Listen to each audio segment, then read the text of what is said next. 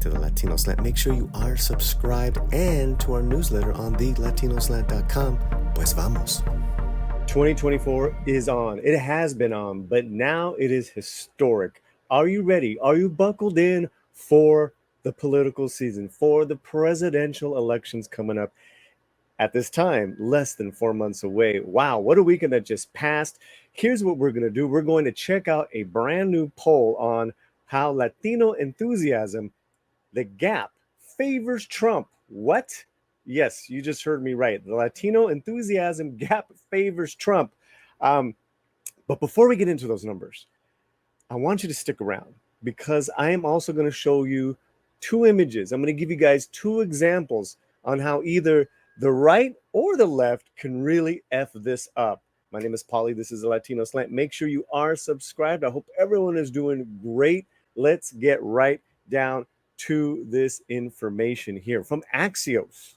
Share of U.S. Latino voters who say they are likely to vote in the presidential 2024 campaign. Now, this is over 2,000 adults, over 500 Latinos that identified as Latinos taken July 10th through the 12th. Seems like many moons ago. It's a good sample, though. It's a good sample, and it is a very recent poll. So Latinos who say they'll vote by party, 86% Republican, 71% Democrat, 54% independent. Pay attention to that independent crowd, that 54%. I am one of those percenters. I want you to pay attention to me when I say this at the end. I am not going to steer you guys wrong. Latino Republicans say they are more enthusiastic and likely to vote this year than Latino Democrats, according to the new Axios poll. I want to know then from this, because they're going up against Biden in this, now that it's going to be presumably Harris, what's that enthusiasm going to be like? Is it going to go up or is it going to go down? Fantastic, amazing. Findings suggest an opportunity for former Trump and the newly announced running mate J.D. Vance to court more support by rebranding the GOP around upward mobility for Latinos, big picture, belief in their candidate, and to drive to improve their personal economic status are driving Latino Republicans' enthusiasm gap, the survey finds. Here we go. Inflation, border security, and crime are the top three tiers facing the country, according to Latino Republicans. So Latino Republicans, here's your top three issues, right? Inflation, border security, and crime. That's crime is safety feeling good in your own city, in your own home, etc. Latino Democrats, here's your top issues: inflation, climate change, and abortion. Yes, abortion. Pay attention, guys. Pay attention. What they're saying, forming a branding standpoint, Latinos have different perception of the GOP than they do of their candidate, says John Garesma, CEO of the Harris poll. They think Republicans are business friendly, out of touch. They trail on caring. They trail on equality. They see Democrats as more in touch, tolerant, promoting the people, but they haven't delivered. As Trump remakes the party's image in his likeness, Latinos are primed to receive that message because it's more a populist message. Their number one issue is their personal economics, inflation. Inflation, and I will say that too with independents, such as myself. And he's talking about lowering taxes, improving wages, and making housing more affordable. This is crucial, whether you're a Democrat or whether you're a Republican, that you make these improving wages, lowering taxes, make housing more affordable. You make it as plain and as simple to people because they can be voting with their wallets, which are really the biggest issues in this cycle. It's the people's personal economics. That's what drives enthusiasm.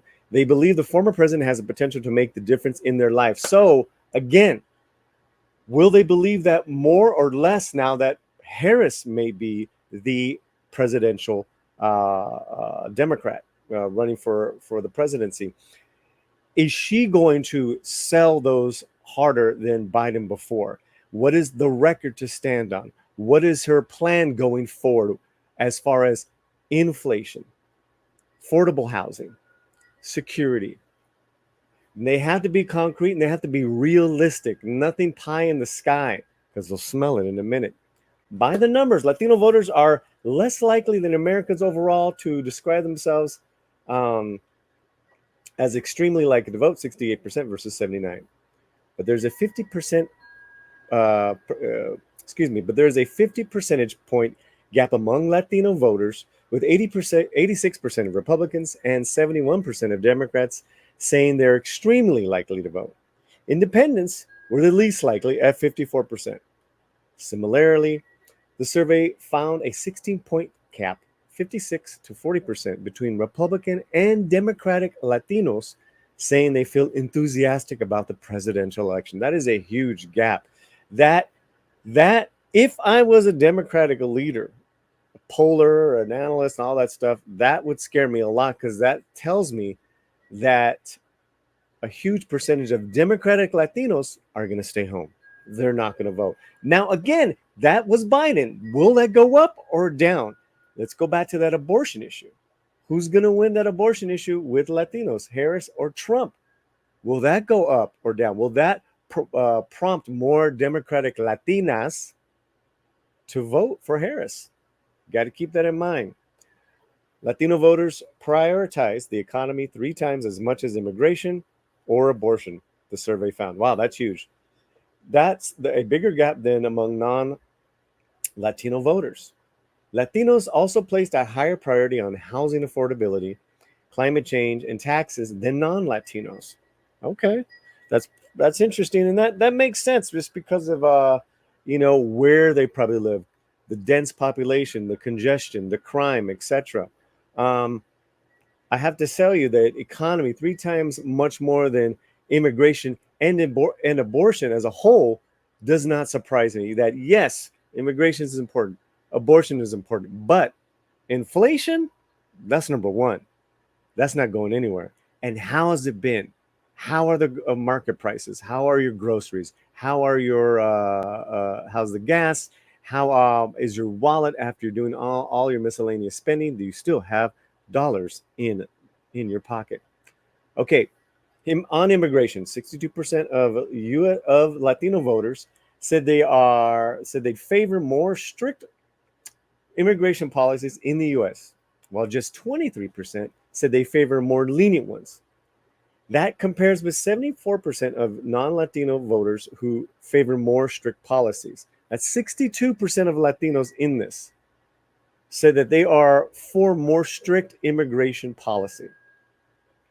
At the same time, Latinos voters surveyed say on balance they favor more lenient policies toward pathways to citizenship for undocumented illegal people. Now, I say illegal because I'm going to bring an image up in a minute. Don't go anywhere. It's very important. It is crucial, right? If you think that you are courting the Latino vote correctly, whether you're a Dem or Republican, because right here it says Latinos are more lenient towards policies and pathways to citizenship. That is the big one right there. And what does that tell me, guys? It tells me that the Latino vote is very dynamic, it's very fluid, it's very complex. It's also very balanced in, as far as where they're conservative and where they're liberal. I'm going to bring up two, but let's go to this first one. This is from a public health professor, Willie Lopez. And looking at this image, he says, it's a strange feeling as an immigration researcher to watch all the phrases you were not supposed to use because they were too hyperbolic, like mass deportation campaigns simply become accepted in daily use or as a campaign slogan. And there's the image that I saw at the RNC. Mass deportation now, images. I have to tell you, this rings of a very dirty and disgusting history in the U.S. Dating now over 100 years to when half these territories weren't even states yet, and the border was very, very much a fluid line of workers going back and forth. That in times of trouble, high inflation. Since then, the 20s, the 40s, the 50s with Operation Wetback, and now again, you lean on this. You lean on this great scare tactic, mass deportation now. So let me ask you, GOP, how in the world are you going to sway me? How in the world are you going to paint yourself as a more accessible, more big tent a party when you have co-signed on these signs that are at your RNC rally? I would not have had these there at all, because going back to those polls, going back to the poll, you have a large percentage of us that are lenient towards a pathway towards citizenship, especially when you're seeing these families who have proven to be hard workers, business owners, raising good children, families, educated, the whole 9 yards. Not the criminal element that is a separate argument. But I'm going to tell you, this does not sit well with me. This does not sit well with a lot of Latinos that might be dancing around the GOP. Now, on the DNC side, on Kamala's side, she has a horrible record when it comes to the border czar. How is she going to defend her policy or lack thereof? That is going to be very interesting. All I can tell you is she's going to have to own up to it and come up with a very, very spirited and very realistic plan for the future that she can convince people. So open borders is not. It's just. This is just my humble opinion as an American. It is not the way, especially when it is a free for all. That is not. You're not. I'm not seeing positive outcomes on this. Now, speaking of Kamala Harris and the non fans of her who are just absolutely not going to vote for her, I want to go to this. If you want to keep the votes that you probably have won from the Latino vote, from the enthusiasm gap, but maybe they were teetering on some of those issues that you just didn't like.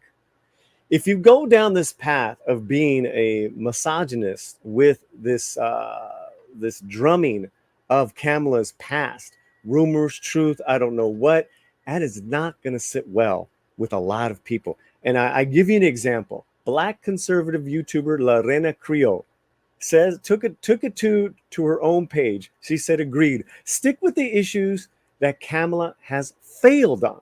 If Republicans want to defeat Kamala, they should cut out all the chest-thumping misogyny, the cracks about her social history, etc. It will energize her base more than yours. They should simply remind the public about the public policy. And this goes back to the poll, guys, about voter enthusiasm for the GOP. If it's leaning with Latinos towards Trump, and this is before all the changes, you have those mass deportation images, and you have this misogyny, chest thumping stuff going up against Kamala.